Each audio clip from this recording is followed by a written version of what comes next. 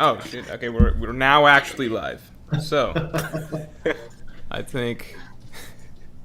Sorry, I'm seeing things on different screens. So I'm just gonna pick one to look at and stick with that. So, hey everyone, welcome to the Pre-Reverie stream.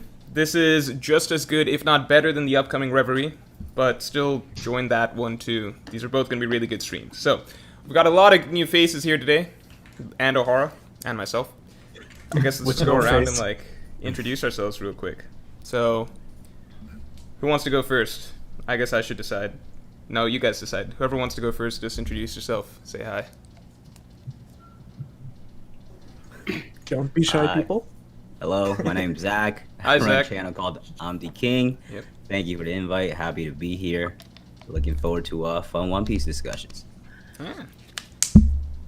Okay, there's got to be a better way for me to do this. All right, sorry. All right, okay, we've got here. I don't know. What do you guys want to say? Do you guys want to? How about you guys start with announcing how you got into One Piece? I think that's the easiest way, right? That's a starter, get to know you question for everybody new here. So, Zach, you want to tell everybody how you got into One Piece?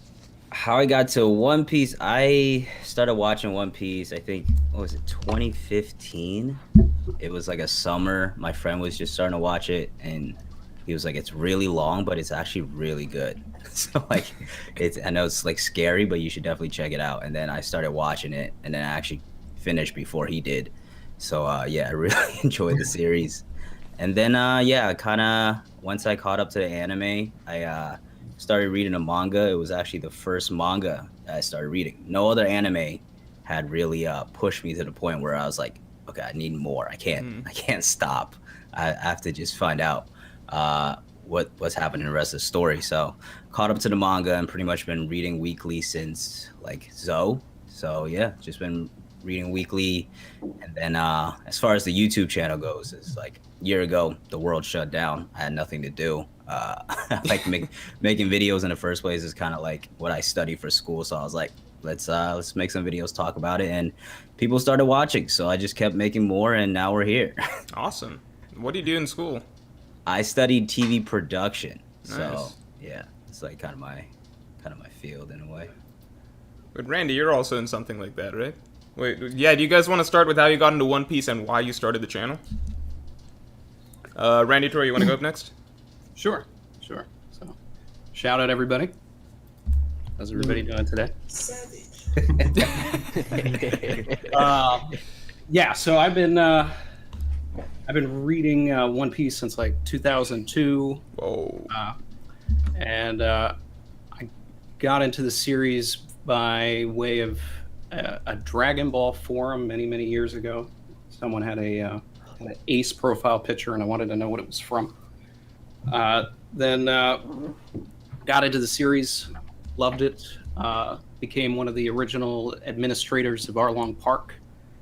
Used to update the site back when I was Randy1031 instead of embracing my full form of just me. I was also a part of the Kaizen fan subs team. So doing QC for them and typesetting and creating the fun karaoke font, if people remember that. You know, I'm going way back. Yeah. But, and then, I work in the film industry. That's my thing. I went to college for film production as well, and you know, there's I have an IMDb. People want to. Oh, nice. Right. Look at that slug. Wait, so I could look up Randy Troy on IMDb? I'm around halfway there. But I started doing One Piece content because it was so hard to getting people into the series, right?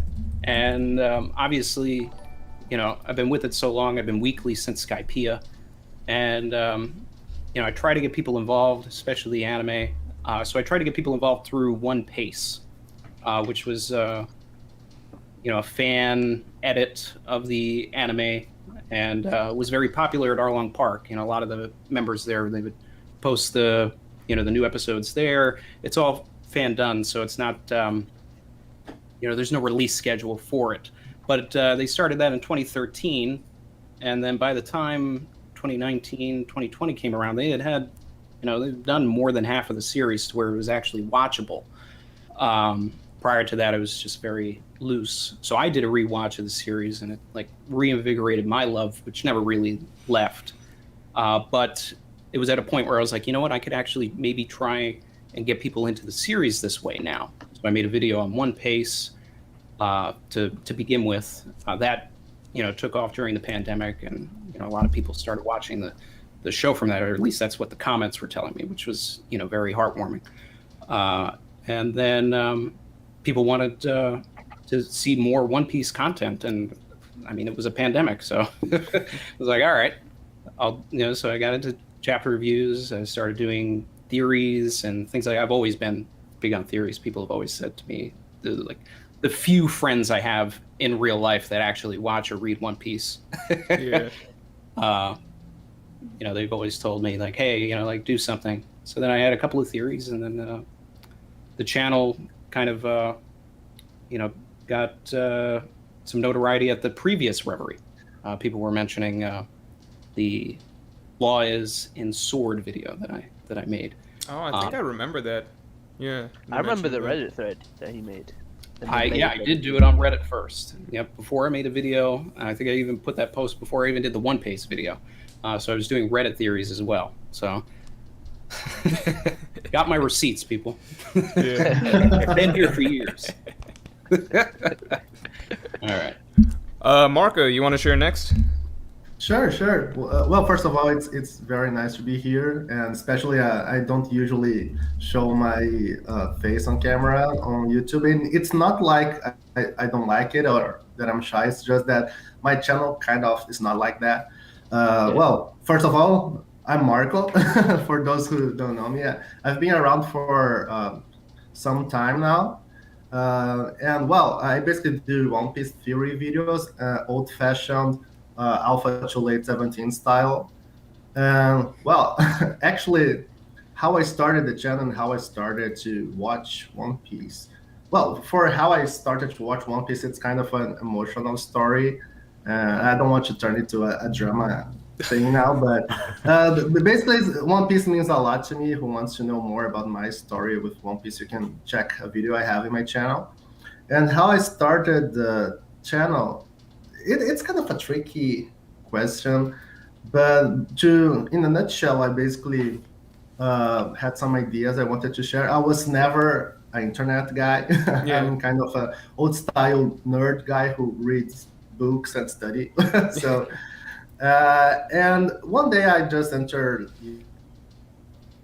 to music, and came up with some One Piece theories, especially by Alpha Chile Flying Panda, who's here with us, who is a great friend. And it was amazing. Like I'm talking about really old theories, like Sanji is a prince.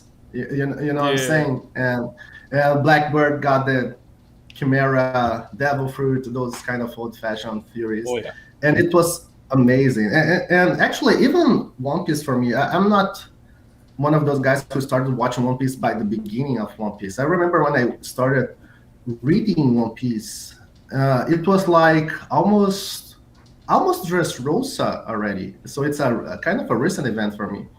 But in the end, I wanted to share some ideas, and I just got a vacation from my school. I'm a physics teacher. And I thought, well, I got some theories I want to share, so why not? But the thing is, I'm really not an internet guy, and I'm really not. I have absolutely zero editing skills, like zero, and basically, I literally. This is kind of funny. I literally did all my videos only with PowerPoint and Windows Movie Maker, who not even exists anymore. I have like a lot of respect for that though, Marco. Yeah. Yeah, but the thing is, I wanted to share some ideas. Then I was like, oh, what shall I do? And I was like, well, I have no editing skill, but oh my God, I'm a school teacher. I know how to make a PowerPoint. I can put them all together in Windows Movie Maker. So let's do it. It somehow worked well. and people started sharing, and in the end, that's how it went. But still, I still think I'm very well. For you to understand, I'm not even monetize any video at all. I mean, I have an idea of how much money I lost in this this thing, but I never monetized any video because the thing is, I never wanted to be a YouTuber and to make a living of it or even have some money. This is kind of the place where I just have some fun and rest from, being a teacher is kind of bothersome sometimes. It's a lot of work and a lot of pressure. So this is like my group of friends where I share some ideas, share some love. One Piece is a lot about love. So that's my club. That's awesome, Marco. Yep. Panda, you want to go next? Hi everyone, it's flying. Come on, England, Panda. Guys, thank you for the invite. Big up to all my friends here in the streams. Marco, Morj, and the rest, and so on. It's nice to actually spend time with you guys rather than just how are you guys on Twitter all the time. So that's absolutely fantastic. So yeah, I more or less started One Piece about 21 years ago. It's probably thanks to Randy actually, because Kaizoku fan subs was the only thing you can download at time, 21 years ago, that you can actually watch One Piece. There was no such thing as streams, You can watch Bit Tyrant and those things. There was nothing. That was like the YouTube was like it's really crap, Back in the Kazaa and LimeWire days. That was back in the old days, Kazaa and so on. But yeah, and the Winamp, So those are the things that we used back in the days. Then slowly during uni days, there was actually nothing to do. You can't actually just like, okay, I got exams coming soon. I can't actually just wait once a week for Kaizoku fan subs to give me something. And that's technically when I started the manga, and that's when I got into the One Piece and so on, started reading it so deeply every damn day until it was like 3 months later, I got nothing else to read again. But One Piece is one of those special memories. Why did I start my channel? It was around 5.5 years ago. I was just going back, again, going to Oro Jackson websites and so on, and so many great theories. And I thought, I have no time to type this. Let me just record something on my car, driving to uni, and see can I just do a video for fun. Luckily enough, during the years gone on, I don't actually do videos every week, as you guys notice, but I'm a One Piece theorist, just like Marco. We hardly do any videos, but when we do videos, they come true. So that's when we get those exposure from people and so on. I'm like, oh God, it actually came true. Do I do more? Then when I'm invited to these little conventions in London to go to do talk shows and stuff, I'm like, oh my God, I actually have to do this full time now, as a hobby as well. But other than that, yeah, I don't want to speak too much. I haven't got more stories, but the fact is, I'm a working family man. But other than that, guys, thanks for the invite, and yeah, come on, England.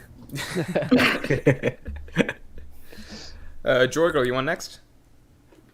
All right, awesome, thanks. Hello, guys. So this is JoyGirl, and I started One Piece in, I think it was October 2019, and it was a series that I actually promised my friend that I would never get into and that I would never start, because at that point you guys were already in Wano, and I was like, there is 900 episodes for me to catch up on. There is no way I'm doing that. And then I think my uni exams finished for that semester, and I thought, oh, what the hell, I'll just start. And then I just fell in love with it. And then pretty soon after, COVID hit, and I switched over to the manga, and I just caught up. And then I was just faced with like the horror that I'd have no more One Piece to binge, which is when I decided to start a channel, and that's why I'm here. And thanks guys for the opportunity, and it's great to meet you all. Yeah, for sure. Likewise. And Fiji, last person, I'm pretty sure. I think this one I can keep it short because I generally don't know when exactly I started watching One Piece, because it's before I can remember. I'm 19 years old, and my older brother, who's about 28 right now, was watching it growing up, and I would just watch it alongside him when I was about 5. So it's been a part of my life since, before I can remember.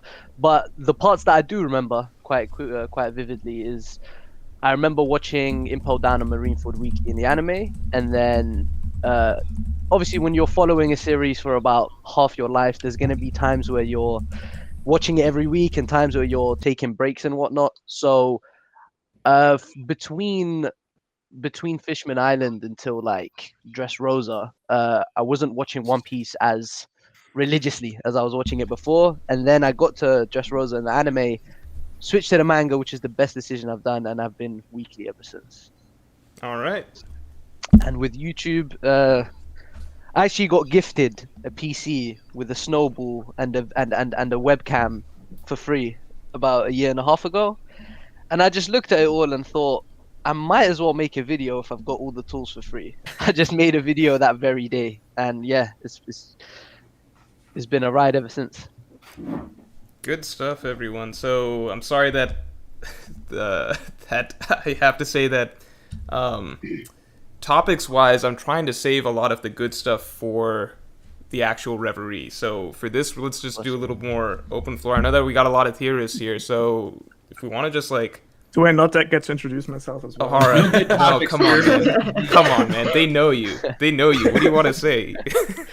All right, Ohara, you can introduce yourself. Hi, I'm Ohara. I talk about fictional Japanese cartoon characters for a living. I was asked by Mort's producer to keep an eye on him, like while we do the stream. So, thanks, Ohara. All right, I'm glad we didn't miss out on that. God forbid we didn't get Ohara's introduction in. Thank you. I want to crowdsource this kind of. So if you got, so whoever wants to, can you tell me like your craziest prediction for Wano, and let's kind of all pick at that. So like if one of you's got like a really, really crazy prediction for Wano, but you got like a decent reason for it happening, throw it out there. Come on, I know you guys are mostly theorists, so like someone's got something. Go on, Randy. Push the agenda. The agenda. Randy's laughing. I want to hear something. I'm seeing a lot of stuff in the chat about making the visual, gridded and tiered, so that it's not just one person on the main screen. I don't know if that's something that could be happening. I think everybody wants to see everybody at the same time. Yeah, let's do that. Hold on. So this way, it doesn't feel like one person's talking and then everybody else. We can actually all talk at the same time. Yeah, people can see. More of a discussion. 1 sec. Should change in like. There you go. Now? Yeah, it's Boom. changed. Yeah, All right, fantastic. So I think that's better for everyone. So I think that one of the biggest agenda, I guess, that I push on my channel is that, and this is also one of the theories I put on Reddit before I was like really doing videos as well, is that I would like to see Tama be proven to be a Korizumi. And my reasoning for that is basically, and specifically Orochi's daughter. Now, my reasoning for this has sort of been, it's kind of gotten a wrench into it because a lot of my reasoning is exactly what Yamato's position in the story has become.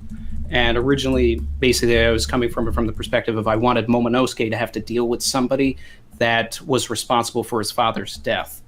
And going back through Act 1 through Act 2, and you see how Tama and Momonosuke are paired all of the time. And, there's that scene where Momo is training and Tama is just sort of hanging out with him, but she's not using honorifics, and Momonosuke is getting like upset about it. It's like she's just like Momo-kun and all this other stuff. And it's like I always, when I look at predictions, when I look at theories, I'm always trying to find the moment that Oda can flip a particular scene on its head and make us look at it in a different light. And it's like, well, what if we were able to go back to that scene and Tama was Orochi's daughter, for instance, and essentially, by the rule of the land as it is now, the heir to the throne, basically. And here's Momonosuke saying, you should talk to me like, I'm the future shogun. But there's a lot of stuff that goes even deeper to this. In Act 1, it's very there's a lot of emphasis on Tama's power. and the fact that she has a real devil fruit, even Hold'em, mentions this, and that's why Gazelle Man sort of carries her away. So it sort of made me think, well, what if Orochi, much like Higurashi and everything, had Tama's devil fruit set aside with the intention of actually using it to betray Kaido if he were to betray him, in the same way that like he killed Higurashi, which was like his last remaining family member. So I would imagine for the past 20 years, Orochi's been preparing himself for the eventual backstabbing, right? And the theory that I have, and the videos on my channel, and I have all of the panels and different things like that, but I also go into the idea that I believe that Sukiyaki is alive, and that Sukiyaki is Tenguyama Hitetsu. And the reasoning for that goes well beyond the fact that the two of them have the same voice actor, which really sort of just cemented that in the anime for me when that was revealed. And detractors also will say like, oh, Frankie and Bon Clay have the same voice actor, and then to that I'd say yeah, and so does Django, and like a bunch of other stuff. But within an arc as packed as this, for the two actors that have the same voice actor is very it's an indicator. But this goes into the theme that Oda brings in a lot, which is about redeeming fallen kings, right? We've seen this with Cobra. We've seen this with Ohara. Not Ohara, sorry. King Riku. We've seen this with, even lesser extents, like Boodle, Dalton. Definitely saw it with Gonfall. He creates this sort of king character, knocks them off their pedestal, but then by the end of the arc, they get back to where they were. So you go back to that scene in the Odin flashback where Odin is actually confronting Orochi about his father's death. Orochi just doesn't say anything. So this is, and that sort of leaves the idea that it could be open. Orochi believes wholeheartedly that Sukiyaki is the reasoning for the downfall of the Kurozumi, right? Because Sukiyaki was born, and then that's what put his grandfather in danger. It's messed up his whole plan just by Sukiyaki being born. So imagine a scenario where he imprisons Sukiyaki for several years, he escapes, then puts on this Tengu costume, goes into the forest potentially with Orochi's out of wedlock daughter. He's got all these Oirans around. It's possible that Tama was a situation like that. But the even deeper connection is the Kokeshi dolls. We're introduced to Tenguyama Hitetsu. His Oda box says that he's a Kokeshi doll collector. You go back to the Odin flashback, you see Sukiyaki with Kokeshi dolls. So there's a lot of layers, and there's a lot of ways for it to get revealed later on that, at the very least, Tenguyama Hitetsu is Sukiyaki in disguise. But I would love for Tama to be revealed as a Kurozumi, even if it's not Orochi's daughter, just to create those parallels, and then you have this character that is actually pulling the Kurozumi name out of the shadows, taking away this idea of sense of the father, and revealing the idea that not all Kurozumi are bad. Tama is not Orochi, she is not Kanjuro, she is not Higurashi or Semimaru.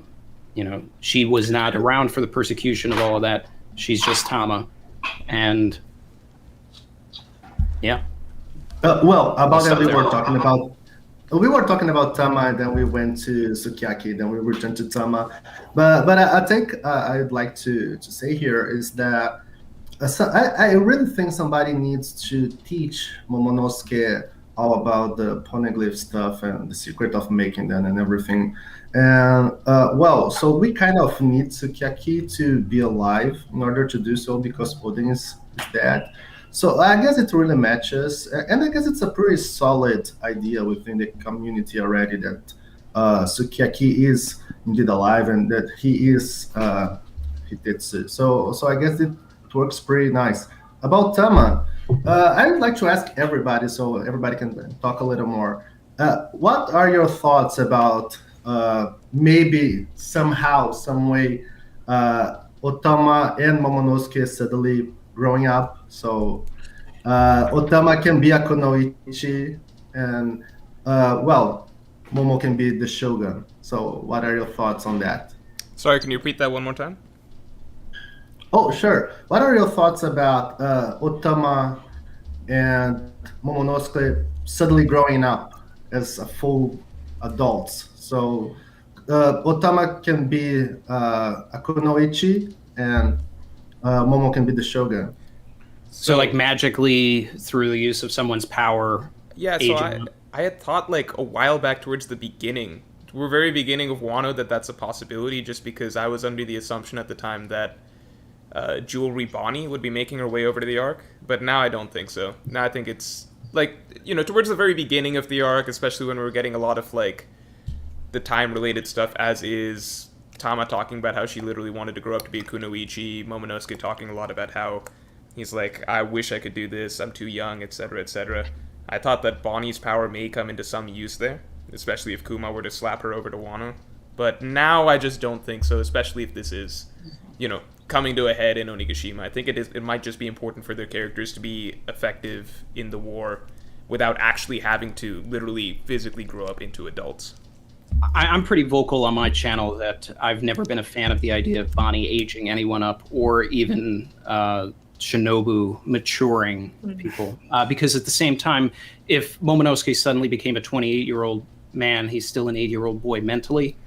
So that's my that's my not really necessarily. With being, for example, in Katekyo Hitman Reborn, we have Lambo who suddenly grows up, and he kind of also has the experience itself.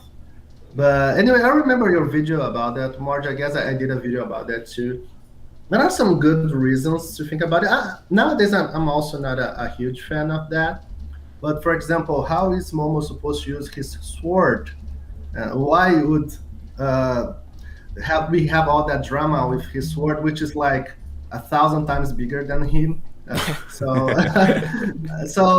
And also, it seems like Oda is preparing Momo for a battle. Like we've seen that multiple times throughout the story. Like he's training, and well, will he have his time, and will we be like just a lucky punch or something as a kid as he is?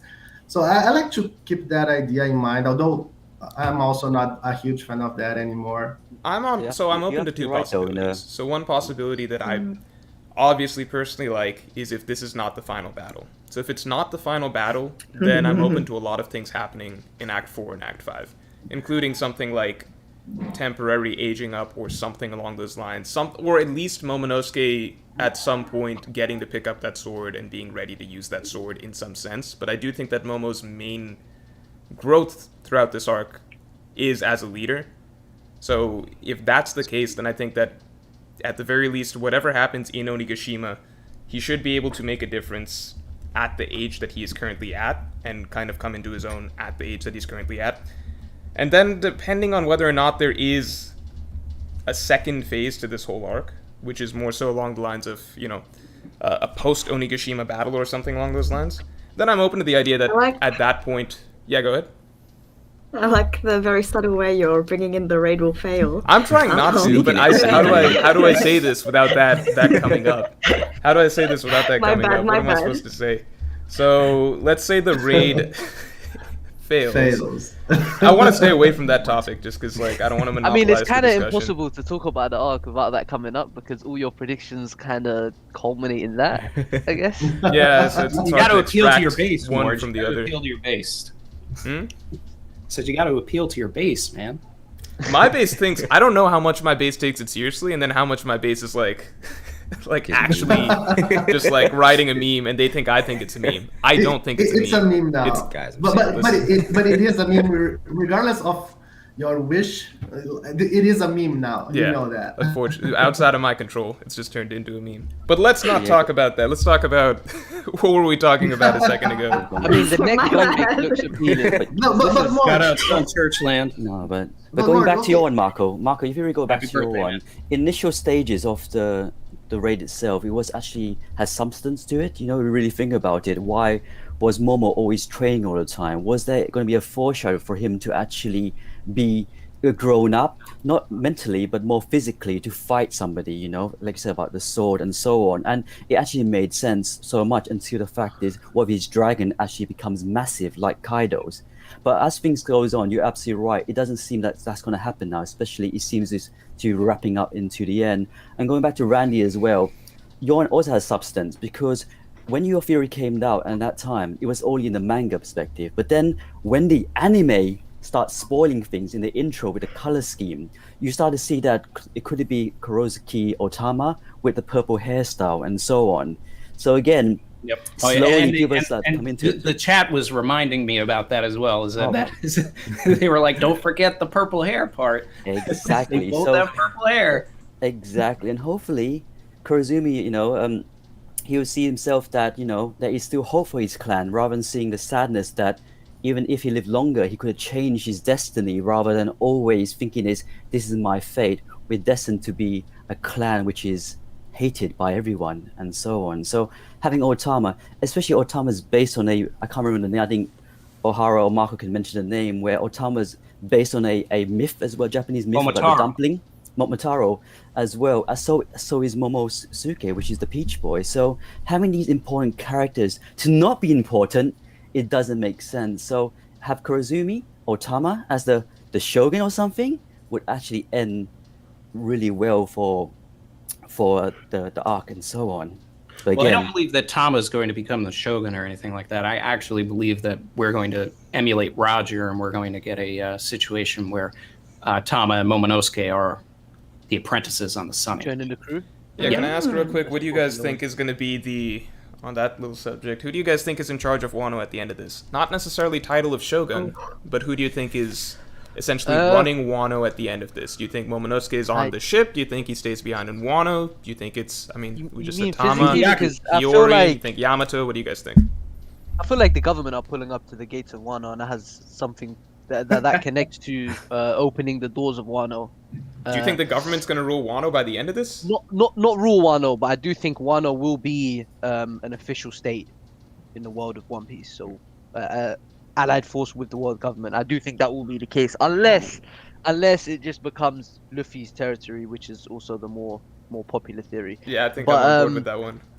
Yeah, I feel like the world government are going to pull up at the end of the arc. I think that's inevitable, and we'll see what happens there. I just can't think of a logical way that they get rid of them or defeat them without them at least bargaining in some way and benefiting from Wano. But because I think the main goal is to open the borders of Wano regardless, because I think opening the borders of Wano means making it accessible to everybody, right?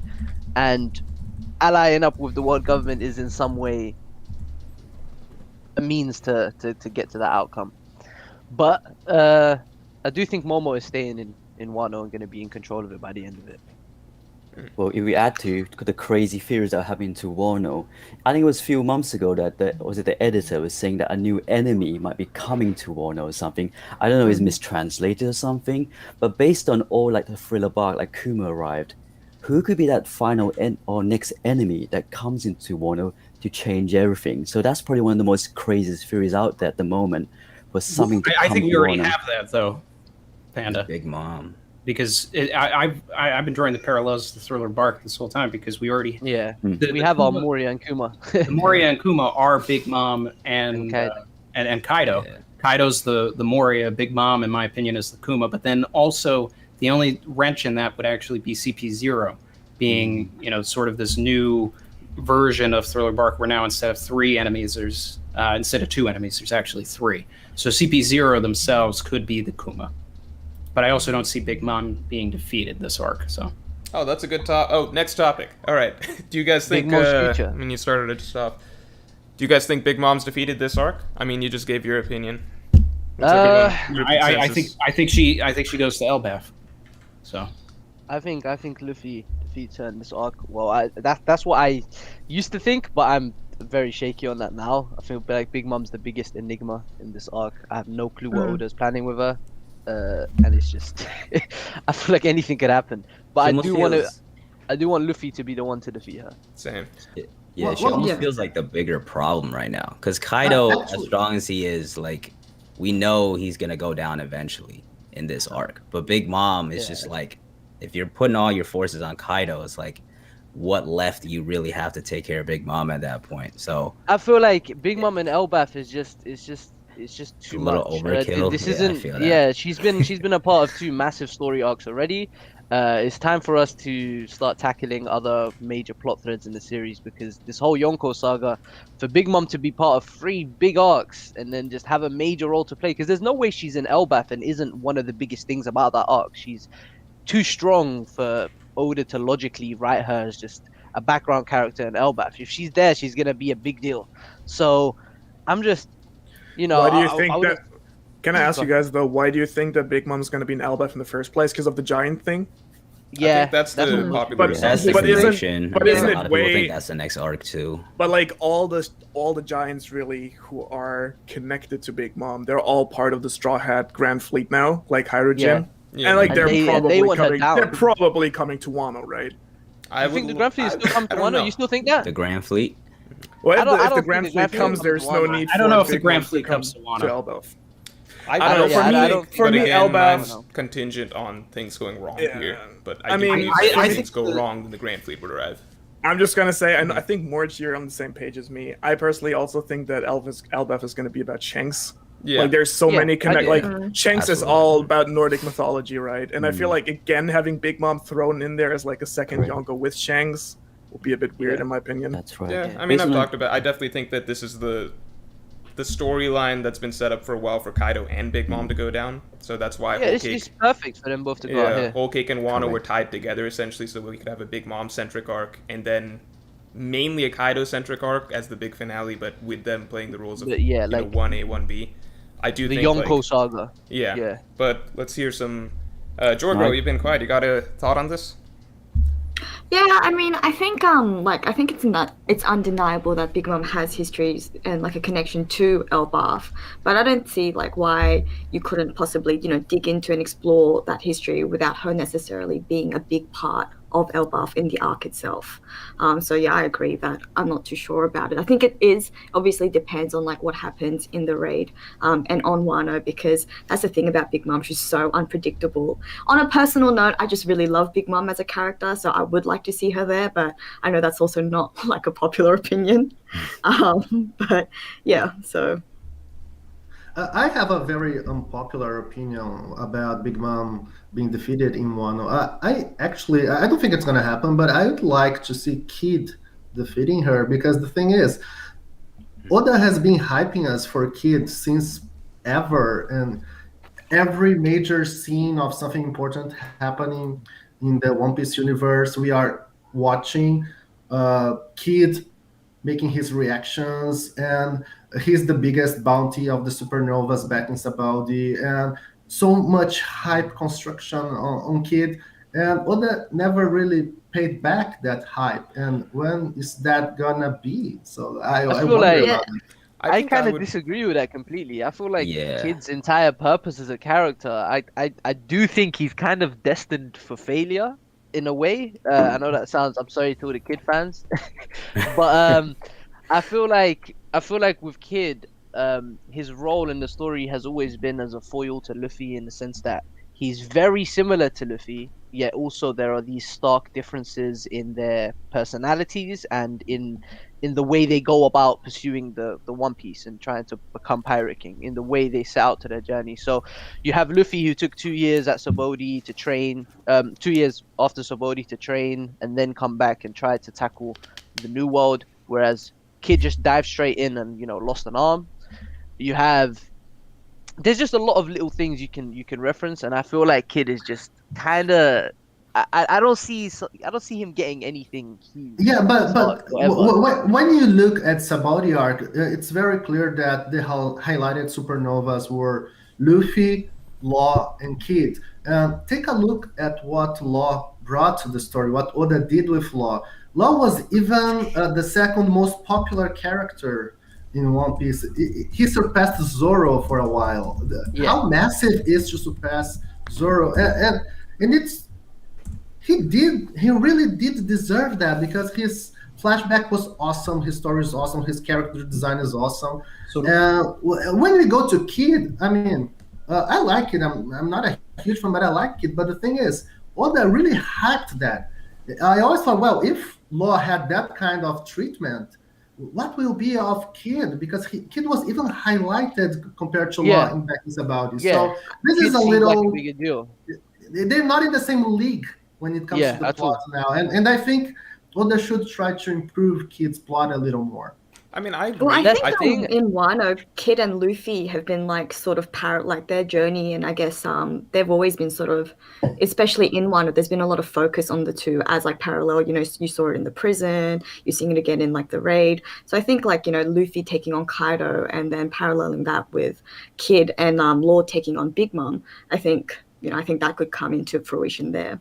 I just feel like with Kid, his ties, his storyline in Wano has been pretty much essentially connected to Kaido with everything Kaido did to his crew. I actually found it kind of weird that he went after Big Mom so quickly, and just gave up on Kaido essentially after everything that happened. And I don't necessarily see him getting a big win here. I hope he shows out a little bit. But the thing with Kid, like Marco, you kind of mentioned, Law is so popular, like we know his reasons. Kid, like he's been just talking himself up and be the Pirate King. You guys are my rivals. We don't know his backstory at all. Like, why does he want to be the pirate in the first place?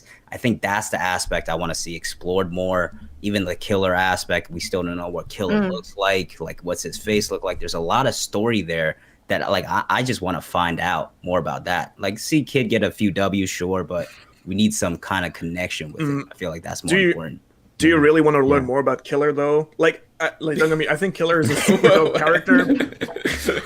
No, I really like what he's doing in the story, and I'm really appreciating that he got like so much spotlight in the fight against Kaido. Right, that was like surprising, I think, to most people that he actually got like a couple of really good hits in there fighting with Zoro. This whole arc has been a spotlight on Killer.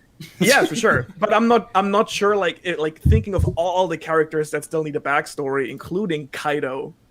I'm like, I think for me personally, Killer is like really far at the back of like who I want to learn more about personally. It more so ties together with the Kid story. And for me, like Killer, I've been even saying like he might die in Wano. I know Morge, you made a video about it, but yeah, so like I think Killer, I think his story really just serves a purpose to kind of push Kid's story forward in a way. So it's not so much just focusing on him.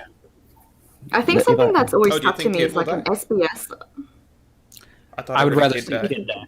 Yeah, but let me add my 2 cents into this one. I actually agree with Marco with some aspect as well, because when the Supernovas first came out, it was a shock to Oda himself how popular Law was, in a way, where he thought that Kid would be the one to be rivaled out, you know, and so on, as the rival of Luffy. Even I thought a few years ago that Kid was based off Red Boy from the Monkey King story or something, you know, like his hair, and when his team is like when his members had that fire from his mouth. So I thought it to be really much more important in the story itself. But since when, I don't know, has Oda changed the story according to the fans that they liked more our characters do well, but I really believe that Kid might actually be the rival Luffy eventually. It doesn't seem that way for now, but eventually I really believe that something exciting will happen to Kid, and of course the fake Vince Smoke killer as well. Something will happen between those guys as well. And going back to Ohara, why I believe the fact is why we keep talking about Big Mom going to Elbaf is the fact that she shouldn't be in Wano, but besides the fact that it's the Rock's pirate connection, but she was more set up to join towards Elbaf due to the fact is the storyline, her background, her sadness, the Loki story, and so on. But guaranteed it will be a Shanks arc due to the fact is Vicky the Viking story from Oda. It's guaranteed going to be this a damn Shanks arc and so on, or Eric the Red. And I can't wait to see it. Oda's going to flex so hard when he gets to Elbaf.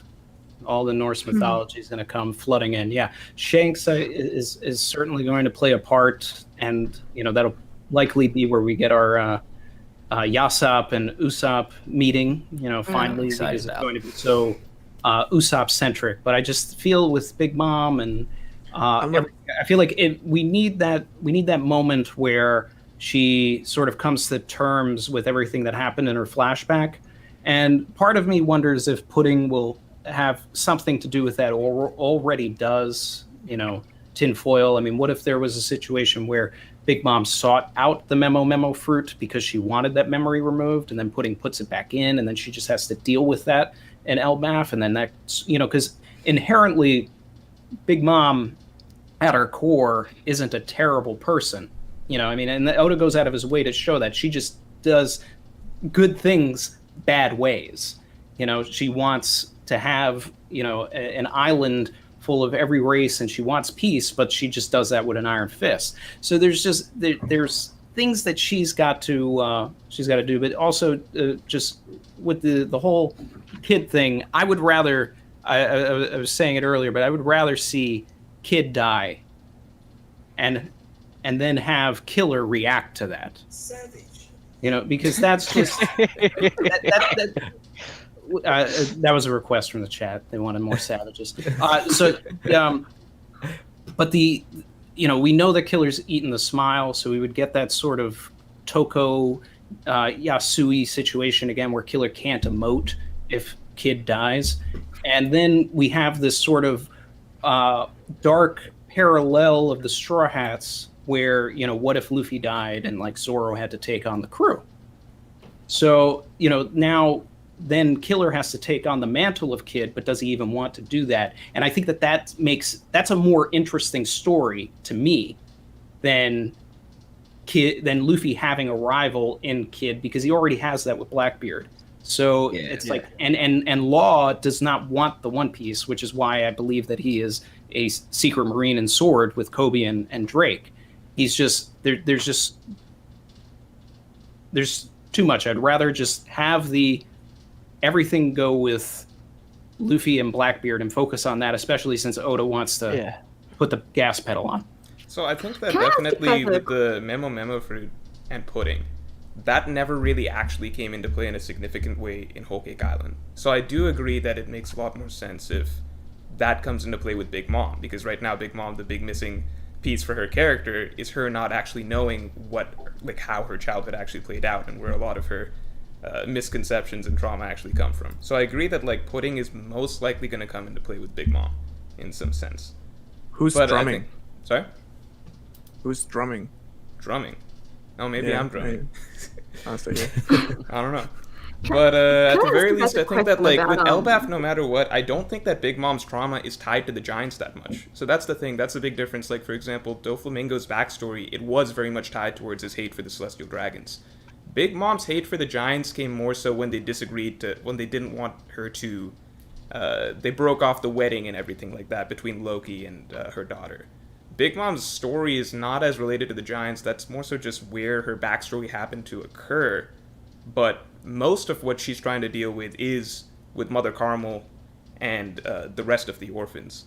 So I don't think that it's that necessary actually for Big Mom's story to end up in Elbaf. I do think that more of the reason that Oda set that up was so that once Big Mom is defeated, that immediately gives the Straw Hats an in Elbaf, similar to how defeating Doflamingo, that gave them an in Zou in a certain sense. Because, I mean, just looking at the setup of the New World so far, it's very hard to see anything other than everything culminating in Wano for the Kaido and Big Mom storylines, just because that's kind of the constant two parallel threats that Oda's been building from Fishman Island, Punk Hazard, Dressrosa, Zou, then finally Whole Cake Island and Wano. Even just going back to Thriller Bark, which is the arc that foreshadowed all of this, that had, the first traces of Big Mom with the Vivre card, even a wedding storyline, and then a lot of traces of Kaido with a lot of Moria mentions, Ors, etc. I think this is the big finale. Elbaf, I don't think, just because of the way that Oda likes to do things, I don't think it can be that big of an arc. I think it has to be a more smaller personal arc, just because when Oda hits a really big crescendo in storytelling, which Wano is, right? The build up for every arc in the New World leading up to Wano. When he hits a really big crescendo like that, he usually doesn't lead into another huge war mega arc. You know what I mean? I would agree with that. I would even go as far as to say I think we all should acknowledge that Oda regardless of what's coming after Laugh Tale, I think Oda really wants to head to Laugh Tale as fast as possible. So I also don't think that we're going to spend too much time on Elbaf. And for me, like I think Randy earlier said, we're going to see Usopp versus Yasop. I think it's going to be even more than that. I'm personally thinking that it's going to be like Shanks is basically going to be this like friendly Yonko fight for the crew. It's going to be like, prove to me that you've become the pirate, that it can actually go to Laugh Tale, and it's going to be like kind of like a crew matchup, maybe in some way or form. I do think that Luffy and Shanks will at least clash with some Conqueror's Haki. I feel like that's something that Luffy has to prove to Shanks. The second that Luffy and Shanks meet, it's on site. Luffy's going to clocking each other. Well, we think he was So I really like the idea of them doing One second, guys. One second. This is one of the biggest requests now. Everyone's asking for JoyGirl to speak now. So if you guys let JoyGirl speak now, or everyone's gonna go crazy in this chat at the moment, guys. This is a bit awkward now. I was just gonna ask if we all. I mean, I think that Shanks obviously has a huge connection to Elbaf as well. But what do you guys think is gonna happen when Luffy and Shank meet? Do you think it's gonna be, time to give up the hat and return the hat? Definitely. So I like the idea that with the Luffy and Shanks meeting, I like the idea that they're going to do the sky splitting. I like that idea a lot just because, that's the nice Yonko greeting. You split the sky when you see another Yonko. I like that idea. With the hat, we're all on board that Shanks dies. Is everybody on board with that, or a lot of people are question marks on that? I personally believe that Shanks dies at a point. I like the idea that Luffy returns the hat temporarily. Let's say Blackbeard or something along those lines, most likely Blackbeard in my opinion, does end up killing Shanks. I think that would be a point that Luffy picks the hat back up. So I do think it's a possibility that we see not Straw Hat Luffy for a stretch of 50 chapters, 60 chapters or something along those lines, between the returning of the hat and then picking it back up for the final phase of the story. Were those really status images I'm seeing? Really sad image from back in the days. Have you guys seen the sad image of Luffy returning the hat, but he's putting the hat onto Shanks' face? People love the Shanks saddest idea, thing, man. So many different. That might even come true, where Luffy returns the hat, but then goes back. I know to some Ohara people who are into the whole idea that Shanks dies before the reunion with Luffy. I hope none of you guys are on board with that. That'd be egregious. That would, we have to see it. Since chapter 1, this has been building up. We need that reunion first. Yeah, we have to see it. Oda's not going to do that. I mean, there's definitely going to be some sort of a battle, though. Whether it's friendly, battle, Davy back fight or not, anything like that. But I just see it as the second that they see each other, because the thing is what you got to think of Luffy's mind, like what is being a great pirate to him. When he talks about going back all the way to Arlong Park, like I can't lie, I can't use swords, I can't cook, but I can defeat you. And so in Luffy's mind, being a great pirate is being the strongest. So in order to prove to Shanks that he's the strongest, he's going to fight. No, I like that idea. I'm on board with that idea. That's something that a lot of people disagree with me, but I do think that being the for Luffy being the biggest pirate is like being the freest, right? I think it is. Luffy, there's a lot of elements to that, but that's his intrinsic thing, that he wants to be the freest. But as far as everything goes with Shanks, he has to prove his rank to him. He's really proving himself that he's on that level. Otherwise, you got to go back to chapter 1. If it was just Luffy wanted to be the freest, then as an 8-year-old, Luffy would have taken him off because he was already free. No, the big thing is that in the One Piece world, at the very least... Are you good? Yeah, go for it. Oh, no, I think that there's a tie there in essentially that, and it's never explicit, but it essentially goes back to the idea that in the One Piece world, the nature of the One Piece world, your strength is tied to freedom. So the higher you can rise to the world, the higher your capacity for freedom becomes. So a lot of that goes back to, the Sabo death, for example, and the conversation that Luffy and Ace had after that. So Ace is talking a lot about how whatever's killed Sabo, it was the enemy of freedom. This world's not free, etc. And Luffy's response to that is, I want to become stronger and stronger and stronger and stronger and stronger. And as Luffy's strength increases in the story, we see what he's able to do. He's less held in by bounds, right? So the world government can't stop him by the end. Other Yonko can't stop him by the end. So I'm not saying that Luffy's actual goal is necessarily I want to be the strongest, but for Luffy it's kind of I need strength for Luffy. He needs it. Strength for Luffy is just I'm not saying it's a one-to-one like that either. But I agree with you. It's tied. It's also one of those things in terms of being able to protect the people you care about, etc. So the conversation he had with Bruno. the conversation Also, he had with Bluno were basically like, I mean, that was I a need to be really able big to- part of Luffy's character arc also, I think, you know, like actually like thinking about getting stronger, because like up to Enies Lobby, like Luffy got stronger whenever he needed to for one of his comrades, and then like the time skip was the first time where he was actually like, I Dedicated can't just time to like, it, yeah. I can't level up every time like I need to, like I actually need to invest some time so I can actually protect my crew. So that was No, like the I first agree. time Luffy actually thought about, you know, getting but like that's- properly stronger. Because he talked about that with Bluno in Enies Lobby, that I've realized that I need to be strong enough. Not all my crewmates are strong, but I need to be strong enough to protect the people I care about. So I have to be the strongest. I think that's something he literally talks about. But Marineford and Enies Lobby, I mean, Marineford, you're definitely right that was the realization of how far off he was and that he had to put time into it. So like, I agree with you there. But he has had it in his head for a while that he does Also, need to be strong. I'm quickly gonna jump in because for me it's already past midnight, so I'm quickly gonna Yeah. sign off. Oh, Kudos that to was- Sign off. kudos to JoyGirl for sticking. I think it's 1 a.m. for you, so kudos to you. Stay strong. Lockdown was is really so- was really good talking to all of you guys, and I can't wait to see all of you next week. See you, Ohara. Take Let's care. do a Wano Take care, report Ohara. soon, Good man. night, bro. Like, if you Thanks, can, let's Ohara. do a Wano report soon. Peace, bro. Cheers! I'm- Shout out to the chat also. Yeah, see you. Yes, I'm about to sign off as well. Thank you for having me, Morge. Pleasure to be here, and I will see you next week. And it's coming home.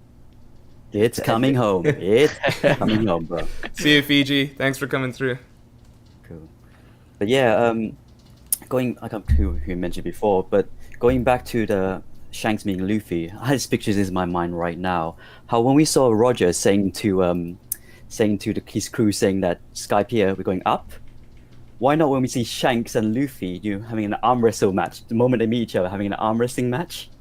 When they first meet each other, that'd be absolutely epic in that scene. Obviously not the left arm, but the right arm, obviously, and so on. And that'd be quite epic Just to get see, specific. have to be specific, dear friend, and so on.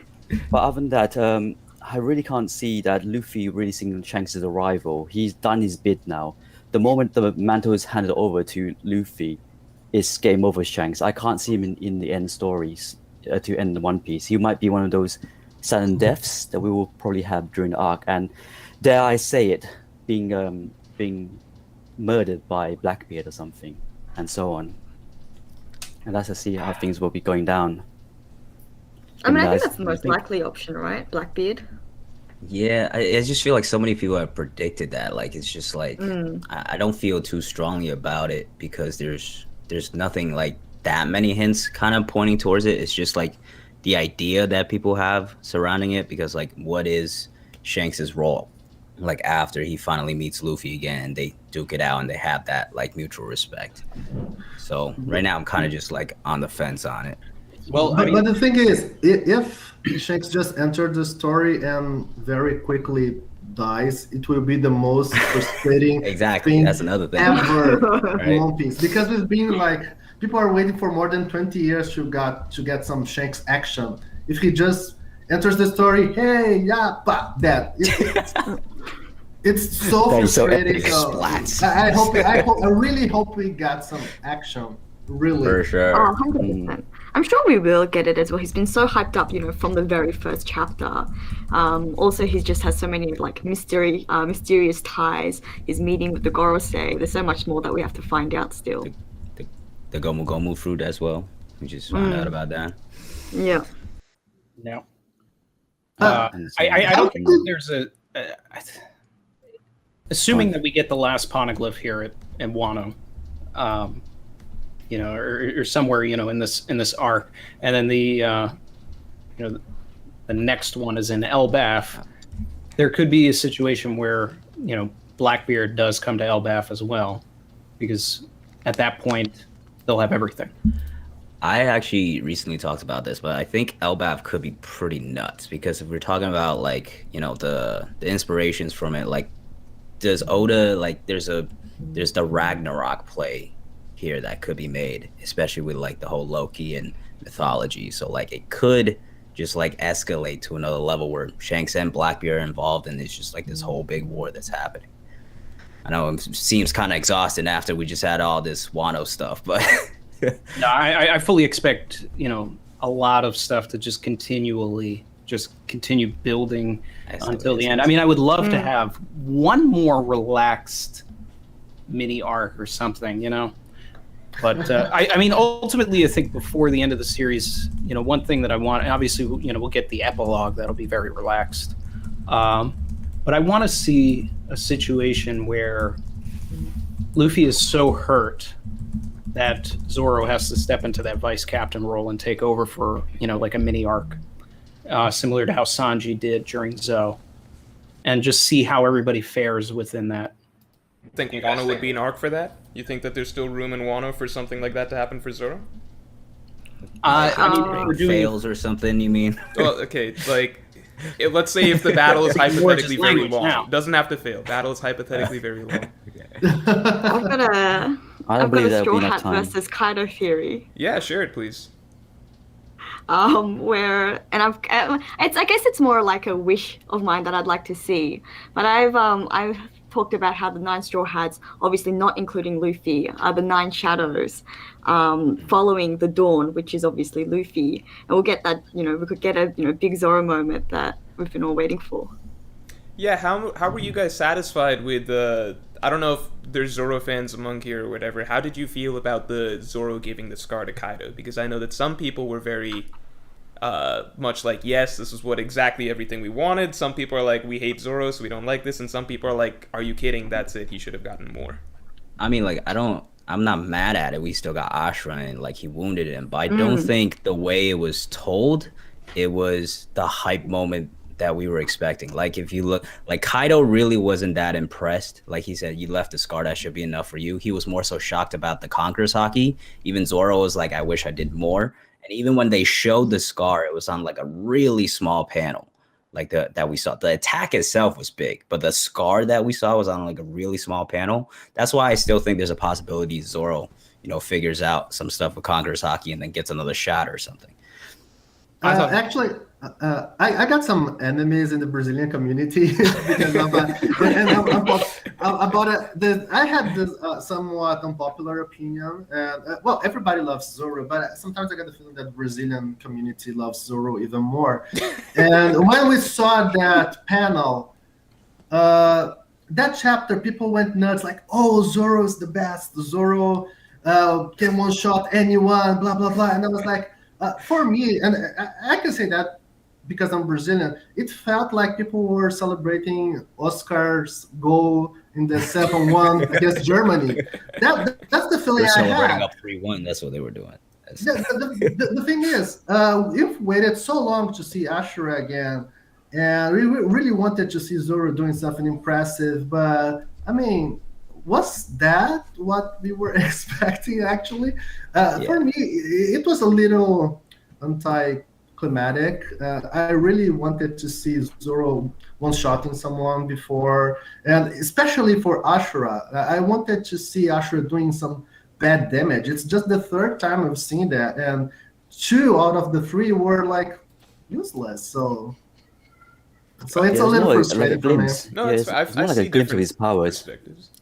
It's more so like the Conqueror's Haki that was really hype about it. Like That's that right. getting confirmed. It was less so about like the attack. I feel like that's why I feel like when we look at that chapter, it's really hype because we saw Ashra again and the Conqueror's Haki. But the attack itself was like, but was he probably really that, happy? but probably that was my most unpopular opinion, and that's why I got some enemies. If Zoro got the Conqueror's Haki, it's something you are born with. The series said that. Zoro trains every single day. He trains. He trained with Mihawk and everything. I mean, Ace used the Conqueror's Haki by chance with, I don't know, 8 years old. And then Zoro has been training for so long, and he not even realized he could use the Conqueror's Never Haki. used it, I guess. Yeah. But isn't that a little... it's not Little. you're doing something wrong, like that's the thing. Okay, one thing you could throw He's out not there. trying I don't know hard if this is just my take on it, but I think that it's very possible that Conqueror's Haki, it's easier for it to. I don't think Zoro suddenly developed it, right? You're born with it or whatever, but I think it might be easier for it to come out the first time when you're put in positions where you are kind of the man, right? So with Ace, for example, it came out for him the first time when he was having to protect Luffy. Luffy, he started developing his after the arcs of Enies Lobby, where he had to grow as a captain, right? Or technically Thriller Bark, Enies Lobby, but around that phase in the story when he was starting to really grow as a captain, and it wasn't just like Luffy and his buddies anymore. Luffy had to step up as a leader, and that was when his Conqueror's Haki started to bloom. Doflamingo, same, like, he was always a very, like, he never bowed down to anyone or anything like that. I think Zoro, not that Zoro has, like, you know, really had to, like, nerf himself or anything like that, but maybe just the fact that he has chosen a more subordinate role for the longest period of time and hasn't really been in that sort of hardcore leadership role. We haven't seen him really, like, his character has never been pushed into a place where that Conqueror's Haki has come to fore frequently, and that's why we only see it in attacks maybe so far, but that's just speculation. What do you guys think? I mean, I don't think it's impossible that he used it when he was a kid either, and he just didn't realize it. Because, like, after all, we've seen like one chapter of his backstory, really. So like, maybe there was a scenario where we get like kind of a joke out of it. He's like, oh yeah, man, I did use it when I was like a little kid. Well, it shows glimpses of his past when he defeated Mr. One, when he could feel the breath of all things. There was glimpses of Haki that time. So it's more like when he's in a life or death situation, and Zoro would then appear out of nowhere with this extraordinary power. Unfortunately, this time it didn't work on Kaido. However, one thing that it does highlight the fact is Luffy and Zoro are the only people who can hurt Kaido and not Sanji. And that's the only difference now that I learned from it, that Sanji would have been able to hurt Kaido in this matter. Do we have any big Sanji fans here? Anyone want to step in for the boy? That's my boy right there. I mean, I like Sanji, but like I don't think a lot of people would argue Sanji's stronger than Zoro, though. No, nobody argues that. I don't think that. Sanji's role in the story is completely different than what Zoro's role, is or should be. But got to shout out the Zoro pack. That's one of the greatest things to come out of Wano. Sanji carrying Zoro on his back. Shout out all the savages in the chat. That was one of my. Let's read a couple of super chats real quick. A lot of them aren't really questions, so we don't really have to address any. Someone said useless Captain Mid. Shouts to LA the God. Geo said kid greater than Luffy. Someone else needs to be beaten by someone not named Luffy. Luffy can't be only pirate progressing forward in the world, says Echo. We've talked about that a little bit. Okay, we've talked about what Shower said, which is what if Kid is Luffy if he just fails a lot in his path to Pirate King. Nick Boynum says Buggy will be the one to go to Elbaf. All right. Kid will defeat Big Mom because it goes. Okay, Ed, we've talked a lot about Kid, Big Mom. Do you see the enter a name says, do you see the doctors on Wano reversing the smile? Oh, and also Enigma Sword says, hey, y'all, member of the Savage Crew here. So Randy, that's you. But I'm very excited to see so many OP YouTubers coming together. So do you guys want to talk a little bit about the doctors on Wano reversing smile? Or that the doctor? Has to be Chopper's thing, right? Like, yeah, it's kind of Chopper's thing. Because I don't think Chopper's going to get really any fighting action in this war, it seems like. He's right now a little tiny geezer. But I feel like his big moment has to be solving that smile thing. I would agree. I don't know if there's that much more. I'm still waiting for Chopper to find the sakura trees. Yeah, that would be nice. I thought that was going to happen on Wano, and it just now it must be some other island that or there's another phase to this story, but that's the other option. I'll give this to you, Morgan. No, I don't know. I don't know. Like I won't. I have a video talking about Sakuras and Chopper. In my video, I talk about Kanokuni, because Kanokuni literally means the country of flowers, and also not only that, but when we go all back to Hideruki's speech, he talks about a place in the west, and Kanokuni is on West Blue. So, country of flowers, West Blue, we could see that Kanokuni is kind of East Asia themed. So, if there is a place for the Sakuras to really be, if it was not just a metaphor, if it really exists, I guess Kanokuni is a better place for it to be. But I know there's all this thing about it being on Wano. I wasn't never really a huge fan of that, because what would Hideruki be doing in Wano? So, but that's just watch it. But going back to that one, is they always say Wano was replicating Japan, isn't it? And Sakura is from Japan and so on. But going to Kanokuni, that will add to the story, to add the Don Chaojo fleet. Doesn't make sense because based on it, you keep seeing Apu and Don Shanjiao. These guys are the ones from like a China kind of Kanokuni feeling. So it does add on to that Grand Fleet and so on, adding the story to Baby 5, adding them back to the story. So yeah, Kanokuni is a good one, but it's more likely to be, again, Wano Kuni to practice Sakura, isn't it? Let's ask real quick a topic that I wanted to address here, because I don't know if it'll make it out to the Reverie. So, potential scabbard deaths. Do we have any thoughts on that? And JoyGirl, can you start this one? Yeah, Because Inaraj. I'm Well, told first that of all, I've talked too much and that you've not talked at all. So sorry. oh, no, I was actually just gonna say, I mean, first of all, do we all agree about, like, out of the deaths that we've seen so far, out of the scabbards, who we think of whether they've died or not? Because personally, I'd hope that they haven't yet. But I do think that we are going to see some scabbards deaths, and I think a lot of us have seen about the panels. I think it was in chapter 970, might have been 979. I think it was Inuarashi, Ashura, and Kiku. Yeah, there's That been was- a thing is- few. The dark Oda, shading. but the Yeah. thing is, Oda doesn't really kill characters off, do they? They Fun have. I fact mean, is- these were like Yeah. pretty emphasized though. Like, 100%. and like so many people are still iffy about it, which I feel like is just like. But the thing is, until highlighting. we see a dead body on the floor, that doesn't really release a death in One Piece because yes, Kanjuro I know, is it's smashed like on the it head and then took stabbed away. afterwards. Until we see them on the floor dead, like sad to say it, Ace and so on. That's when they actually and Fisher Tiger. That's when we know when they actually die. But based on these stilettos and stuff, But like Pedro got nuked. and like stuff like that. I mean, I feel like with how the story was told, with even Ashura Doji, those moments, I feel like they should be dead. I'm not gonna put my neck on the line and said they're dead, definitely, because it is. I One will Piece. put my neck on the line. Yeah, I'll put Randy, my you were neck telling on me it. something interesting about Kiku in chat a while back or something like that, right?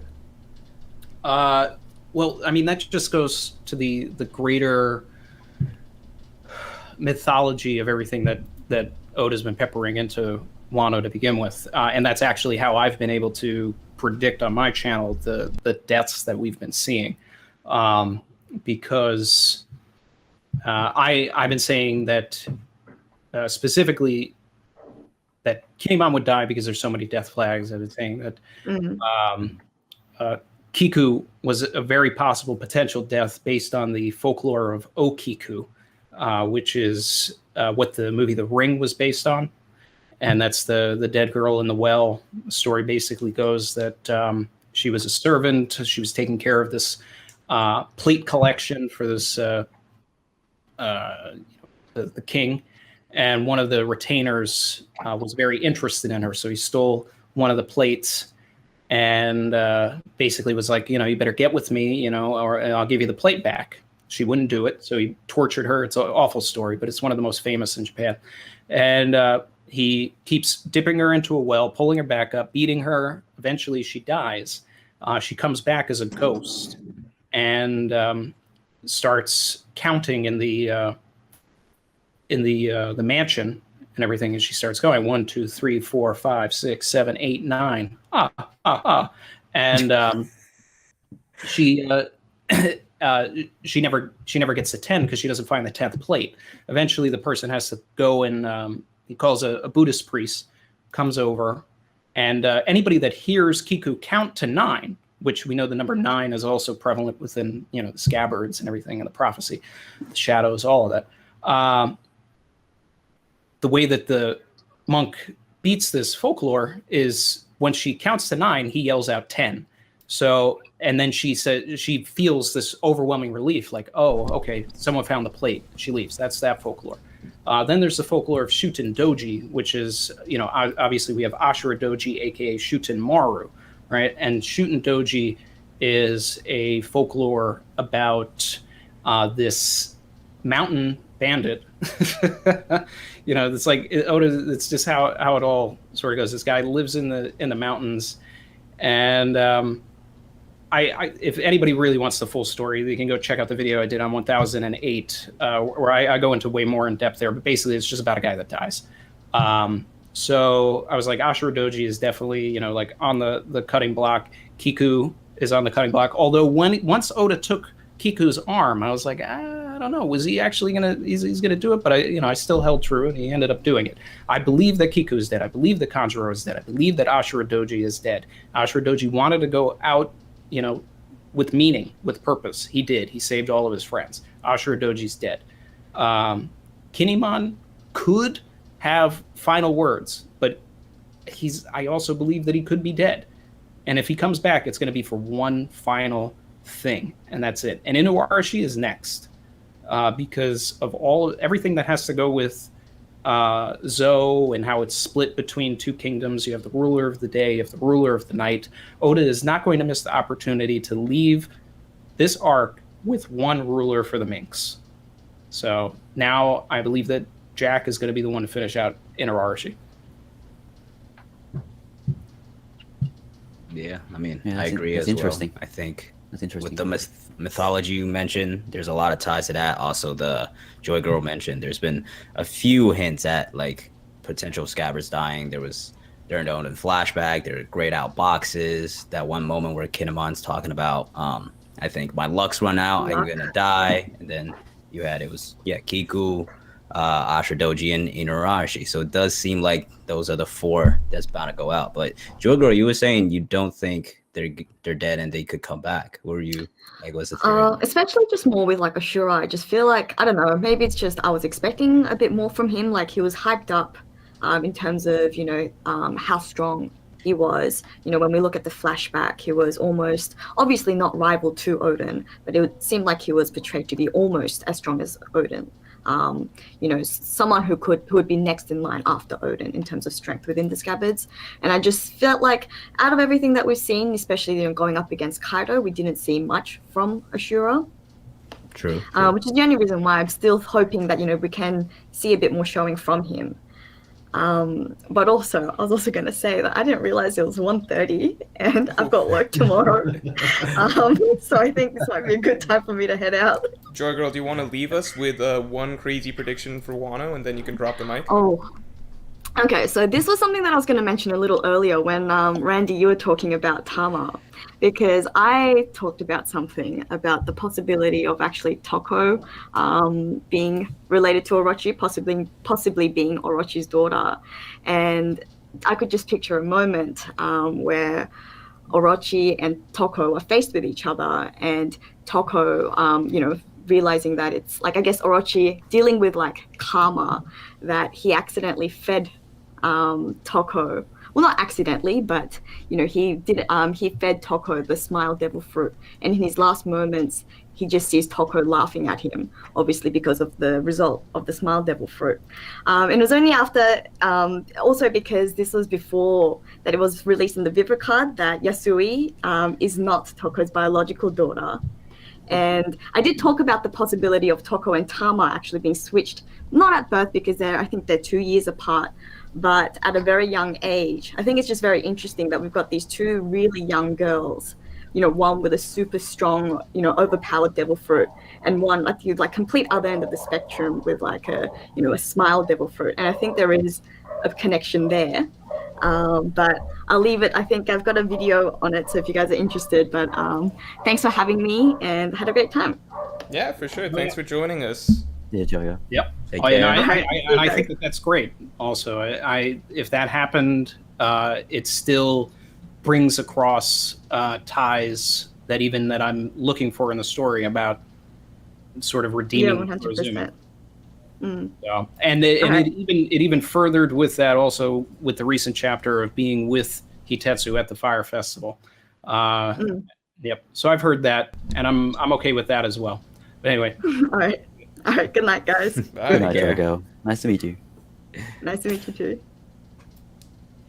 All Cool. right, let's do. Do you guys want to talk about that a little bit? Because I want to do one more topic, basically. Let me add that last bit then. Based the fact is why I keep saying that Kinemon probably won't die is the fact is, since we first met him from Punk Hazard, he's always been the father figure for Momo. So when everybody leaves Monokuni and everybody has their own lives, I always see Kinnaman as the father figure for Momo, and always been his foreshadow. When we first met him, they call it he made himself as the father of Momo. So that would be a nice roundup. Unless Otoki comes back alive or something, there is no father figure or family member for Momonosuke to have at the end of this arc. Do you feel that maybe it might be important for Momo's character for him to lose that figure and essentially have to sort of take that step forward? Or do you think that we would rather see him end up with having a family? It's more the fact is, every young ruler in history, from Chinese history, it doesn't work out having a young ruler. They always need an advisor. So if who's the advisor now in terms of Momo? So Momo has Hiyori. So I mean, in theory, Denjiro. Denjiro. I was gonna say disguise. Denjiro could be There's some scabbers left. We are living because one of my biggest agendas is that we're going to get that Buggy and Shanks on the crew. We're going to get Momo and Tama, and I don't see a situation where it doesn't happen. And we are living Momo's backstory right now. That's it. We've seen everything happen to him with Odin. Now Kinemon is going to die, his other father figure. He's seen Kiku die in front of him as well. Now he just has to, get up, pull himself by his bootstraps, get over the fear of heights, and save Onigashima from falling. All right, last topic for the stream, and it'll be decided by Zach. Yeah, Zach, give me Zach or Marco, whoever's spoken last. Actually, Marco, you got something good? Something... Go for it. No, there's something I'd like to discuss, especially with you, because of all. We're not going to talk about failure in One No Kuni arc, but still about that. The thing is, it always. I think it's kind of funny, and I did a video about it, that we've seen that island called Kaido's favorite island. Mm-hmm. We've seen that for the first time with X-Drake when he enters the New Road. It's a winter island, very quirky. You have that artificial mountains that feels like a zebra pattern.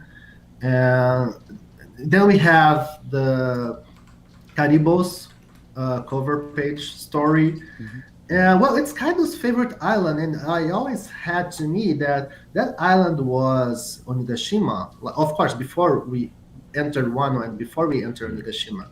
But then, now that we know it is not Onigashima, what the hell is that island? And when I had originally thought that it was Ringu. Yeah, but the thing is, now it's very clear that it's not. Also, people there do not wear Japanese traditional clothes, so I'm pretty sure it's outside Wano Kuni. Also, it's so quirky, and we've seen that those artificial zebra pattern mountains, they were not there 2 years ago. They were being built, and then we see that now it's complete. The entire island seems artificial, like metallized. And well, it's Kaido's favorite island. It needs to play some role at a given point. We've never seen Scotch, come into play. Yeah, I was supposed to tell that now, because Scotch is the only guy we haven't seen so far. Like everybody, the numbers, everybody is gathered, but not Scott. And that island is so technological, like you even have a contrast compared to Wano Kuni. So the thing is, and that's why I wanted to talk about that with you specifically, Mark, because you're so fan of this idea of Kaido not dying or anything, and maybe a failure in the end of this arc. What do you think is this island, and how do you think it will enter the plot somehow? So I'll be honest, maybe you have better ideas on it than me. To me, I just felt that was... I don't know if I ever felt that island was that important to Kaido. I don't know if it was ever explicitly said that is Kaido's favorite island, or I'd have to go back check the translations if it was one of his favorite islands or something. I checked. Mm-hmm. I checked the Japanese version, and although the Japanese is kind of tricky, it really is like Kaido's favorite island. Wow! So the best fit is Kaido's favorite island. So I don't have a good idea of how that would essentially play into anything else. In my mind, at the very least, that sort of served as some sort of preemptive world building basically early on to establish it's an island that Kaido it sets us up for X Drake segueing into the Beast Pirates. It also shows us a little bit in advance that the Beast Pirates are more technologically advanced than you would think, because, you know, Scotch was there. Or not, what was the android's name? Not android, the Guardian's name. Scotch. Was it Scotch? Scotch. Yeah. What were the Yeti Cool brothers' names then?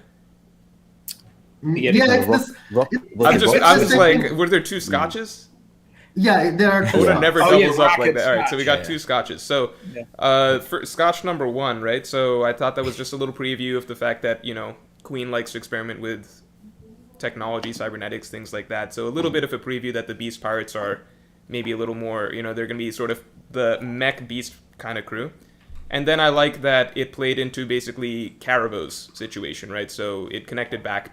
Oda basically got a double use out of that island to first introduce the fact that X Drake is essentially going to be working his way into the Kaido plotline, and then bringing it back for the Caribou storyline using an island that we already know is connected to Kaido without us quite realizing it before that leads us back to Wano. So I personally don't know if there's significance to that being Kaido's favorite island other than just basically setting us up for getting a bit of a double use out of that. But maybe it does. Maybe it does. I would love if it adds a little bit of evidence to there being more after Wano than more after the raid than we're expecting. I don't know.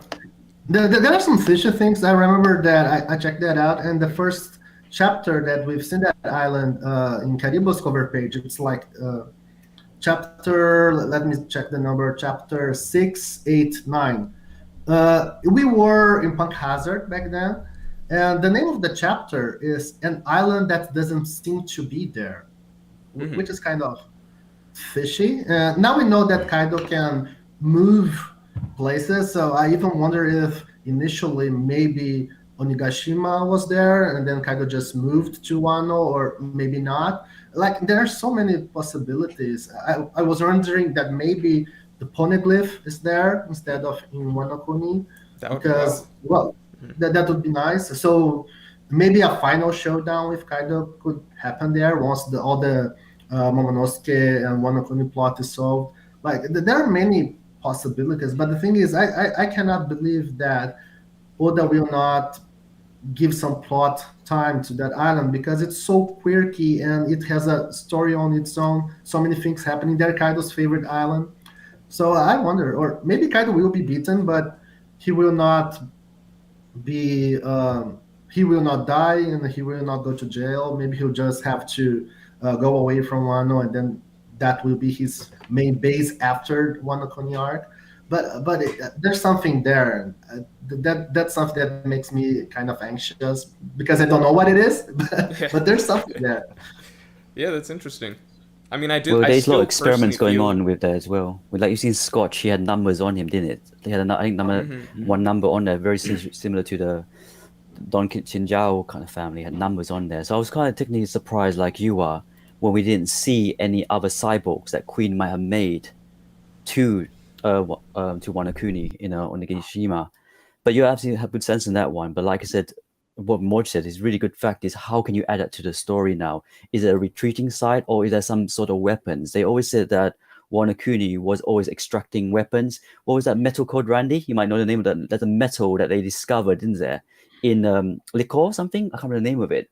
Oh yeah, That was a liquid iron ore. something like that. Exactly. They might be doing something in regards to it as well. Which is why I still feel like we can't get out of Wano without the Revolutionary Army showing up at some point. Like, Correct. that's their whole storyline has been tied to them arriving at Wano. And I know that they're tied up at the Reverie, but there's still been enough time for all of that to happen. And then with all of this, you know, Ace stuff and carrying on the will, I feel like Oda's gonna shoehorn Sabo into this if he's not captured. So if the raid is actually like going to fail, you know, and all of this stuff, that gives us an opportunity for the revolutionaries to show up, destroy the weapons factories, play a role and everything.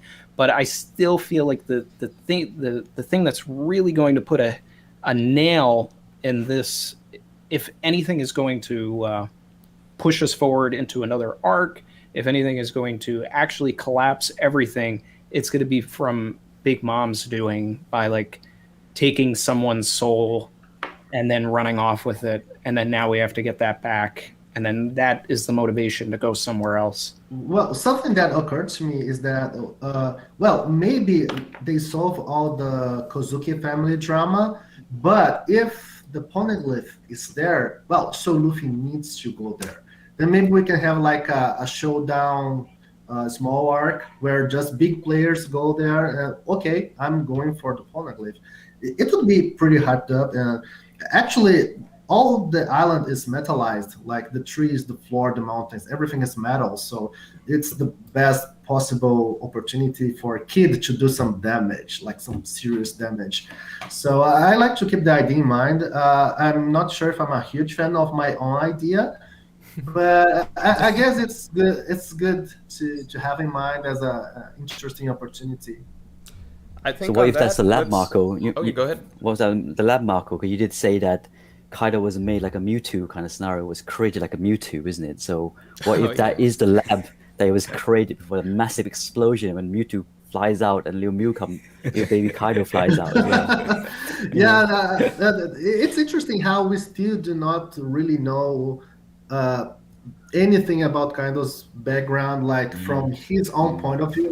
We know about rocks, okay, we know about a lot of things, but we haven't really gotten that much information about Kaido and about the world government, about anything. And one of the reasons back then that I also did a theory about maybe we having a failure in Onigashima raid is that we have so much to, we have Kaido's background, which is probably massive. I was wondering about the kid's background story too. So many things that I want to see, and they cannot be off screen. So I really wonder about that. And I like the idea. Now I don't like as much as I liked the day before, but I really like the idea that the entire crew of Kaido were done by somehow modified human beings and some experiments. And that's why Kaido wanted, just like Mewtwo, I did this parallel. Yeah, you did. That Kaido wanted 100% Zoan user crew because, so I'm a beast, so I'm an experiment, I'm not a human being, I'm not even allowed to die. Okay, but so I'm gonna destroy the world and I'm gonna use people that are like me. So his crew, we don't know what King is. He's some kind of supposed to be extinct race. We not even know if he was not lab made. Queen is all cyborg, and Jack is supposed to be a hybrid, but we don't know if it was artificially done. And even Kaido, we don't know a thing about Kaido. So the most difficult thing is we know where they're based from, like we know they're based from the Power Rangers, and I was hoping they were based on the kaiju theme from Godzilla. So you can imagine 5 years ago saying Kaido's a Godzilla, and then he became a dragon. I'm like, that's too obvious. But but basically, I know where you're getting from. It might be that island that you're talking about, Marco, could be the Monster Island, But then it goes Onigashima. So again, we don't know how old what direction he's going. But it's more the fact is I'm very interested in your island now. I'll probably read more into it. And it's still, when you see Punk Hazard's signings, like the sign, we have what is basically Kaido's Jolly Roger. Like, it's basically the same thing. So it links because there was a theory, didn't there? I think, was it Randy who said it? But basically, they were saying it in Punk Hazard, in the middle is a massive circle, and they're saying that is Onigashima being flown out. Now it's taken towards Wano. They're saying that circle there, hence why the numbers in the Punk Hazard. It's never occurred to me, but I love it. It's never occurred to me, but I love it. What was it? What was I going to say? but anyway, I really like these ideas. And if you remember well, when we are in Punk Hazard, there's this massive giant skull. Well, and it's a horned skull, so yeah, no warning sign, right? Yeah, so no, but we actually see the skull itself, a melting skull, giant. So there's something going on there, and even when we see the thoughts the numbers, of like I said, the numbers were already confirmed. The numbers, Yeah. the numbers so also. return to That's Punk perfect. Hazard. the reveal of Mads in the recent chapter and all of that, we can obviously speculate that Vegapunk, Queen, Caesar, and Judge were all together in a group, and we know that Kaido was experimented on. So I see a situation where Queen was probably one of the people that experimented on him, and then some sort of conversation between Kaido and Queen happened that turned Queen to decide that he wanted to follow Kaido, and then left with him.